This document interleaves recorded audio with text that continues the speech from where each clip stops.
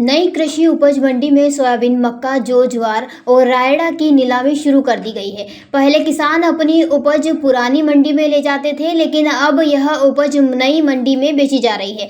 नई मंडी में अब गेहूं, प्याज और लहसुन के अलावा मक्का, सोयाबीन, रायड़ा, जौ, ज्वार की उपज की नीलामी की प्रक्रिया भी होगी। नई मंडी में इन उपजों की नीलामी से किसानों और व्यापारियों में प्रसन्नता है। मंडी में किसानों के लिए विश्राम गृह की व्यवस्था भी शीघ्र होगी। साथ ही सुरक्षा की दृष्टि से पुलिस चौकी के लिए भी प्रयास किए जा रहे हैं। नई मंडी में और सुलभ शौचालय के लिए भी इंतजाम किए जाएंगे। बताते चलें कि ग्राम डुंगलावदा चंगेरा में 100 एकड़ भूमि पर नवीन मंडी विकसित की गई। नवीन मंडी डुंगलावदा को मंडी बोर्ड के निर्देशानुसार पूर्णतः हाईटेक मंडी बनाए जाने की ओर भी कदम बढ़ाए जा रहे हैं। ये आज सबकी तरफ से बहुत अच्छा रहा है। प्रशासन की तरफ से मंडी में नया भाव बहुत ही तेज, आज थोड़ा सा तेज रहा है माल। प्रशासन को बहुत धन्यवाद देना चाहता हूँ। किसान होने के नाते बहुत अच्छी व्यवस्था रखी है उन्होंने, और आज सभी में खुशहाली का माहौल है सभी किसान में कि उनको ट्रैफिक में उधर छोड़ के इधर आना पड़ा। इधर बिल्कुल ट्रैफिक हुआ है और माल भी बहुत अच्छा बिका है, और व्यवस्था सब माल वगैरह भी सब पूरा साथ दे रहे हैं। हमारा माल तो बहुत अच्छा बिका है। परचम तोड़ने वाला में हम माल किस तरह की व्यवस्था मंडी में किस तरह की व्यवस्था? मंडी में बहुत अच्छी व्यवस्था कर रखी है इन्होंने। बिल्कुल भी मतलब ऐसा कुछ काम नहीं रहा है कि किसान को परेशानी होना पड़े। पहले चोरी का डर रहता था, माल चोरी हो जाता था, कुछ भी हो जाता था। अब उसके लिए क्या सुविधा रखी है? इसके लिए सर जाते हैं बहुत चीज़ें एक्टिव हो गई है।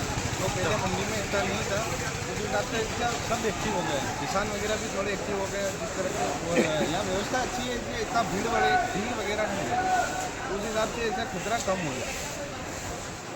पहले सब पूरी मंडी एक जगह थी, अभी अलग अलग बांट दी गई, जैसे सोयाबीन मंडी, मक्का मंडी, सारी चीज़ें अलग हो गई। इसको लेकर क्या कहेंगे? ये तो बहुत ही अच्छी व्यवस्था है, क्योंकि जब सारी चीज़ें एक जगह रहती है तब भीड़ वगैरह सब एक ही जगह रहती है, जिससे किसानों को बहुत परेशानी आती है। अब ये पूरा डिपार्टमेंट चेंज हो गया है, तो सारा माल एक माल एक तरफ ही रहेगा, उसमें किसान को भी फायदा रहेगा, अलग अलग परेशानी नहीं होगी। अब इधर प्याज का दे दिया, उधर प्याज का, इधर सोयाबीन का, उधर गेहूँ का, सारा डिपार्टमेंट अलग है, इससे बहुत ही फायदा मिला है। आज किस प्रकार की नई उपज यहाँ पाई नई मंडी में? आज तो सर गेहूँ वगैरह है, सोयाबीन है, मक्का, सोयाबीन, सरसों, 4-5 तरह का माल आया है। वहाँ में और यहाँ में क्या फ़र्क है? वहाँ की मंडी में और यहाँ की मंडी, पुरानी और नई मंडी?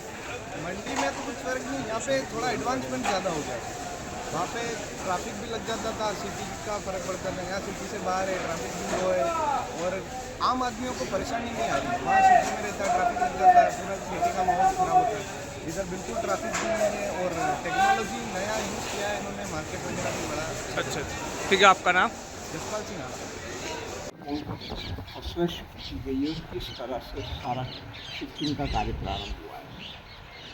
जी हाँ, ये 2017 में हमारा जो प्रांगण है ये नोटिफाइड हुआ, इसको सरकार से और अन्य किसानों से खरीदा गया। 2021 में प्रथम चरण के भूखंड आवंटन हुए। धीरे धीरे लगभग 30% जब काम हुआ था, मात्र गेहूँ शिफ्ट किया गया, जब केवल 50% काम हो पाया, और यहाँ पर प्याज शिफ्ट कर ली गई। अब जब लगभग हमारा 70% काम निपट चुका है, तो हमने लहसुन भी शिफ्ट कर दी है। इसी के साथ पर हमारे अन्य जो अनाज के व्यापारी हैं, उनका ये भी कहना था कि 70% फैसिलिटी में हम भी अपना काम यहाँ नई मंडी में कर सकते हैं। हमारे गोदाम बन गए हैं और हम चाहते हैं कि यहीं हमारा सारा कारोबार हो। तो इसके तहत हमने रायड़ा, मक्का, सोयाबीन, जौ और ज्वार, इन 5 आइटम को हमने शिफ्ट किया है, और किसानों में भी खुशी की लहर है, व्यापारियों में भी खुशी की लहर है। हमाल तुलावटियों को अवश्य थोड़ी सी समस्या हुई थी, खासकर हमालों को, क्योंकि वहाँ पर उनको ढेर लगाना, पाला करना, ये करना, उनको इस संबंध में कुछ संदेह था कि हमें नई मंडी में करने मिलेगा कि नहीं मिलेगा। फिर उनको बताया गया कि यदि कोई ऐसा मिक्स माल आता है, और यदि पाला काटना है, और जो पाला के सभी मंडियों में फिक्स रेट हैं 5 रुपये बोरे, वो आपको किसान अवश्य देगा। और जो एकल जिन्स खुली ट्राली में आती है, उसको धीरे धीरे बड़े कांटे पर शिफ्ट किया जाएगा। आज आपने भी देखा होगा कि हमारे लगभग 150-200 ट्राली लहसुन था जो डायरेक्ट ट्राली में तुला है, तो कुछ हमारा बड़े कांटे के माध्यम से हुआ है, और कुछ हमारा छोटे कांटों के माध्यम से हुआ है। जैसे जैसे व्यापारियों के पास उनकी फैसिलिटी डेवलप होती जा रही है वो काम करते जा रहे हैं। सर, मंडी में पुलिस चौकी को लेकर भी प्रयास जारी है, किस तरह से? जी हाँ, मैं माननीय हमारे एसपी साहब से 3 बार भेंट कर चुका हूँ और उनके द्वारा यहाँ पर बीट की स्थापना कर दी गई है। तो बीट में उनके जो हमारे अधिकारी रहते हैं पुलिस में, उनके पास आसपास का भी एरिया होता है।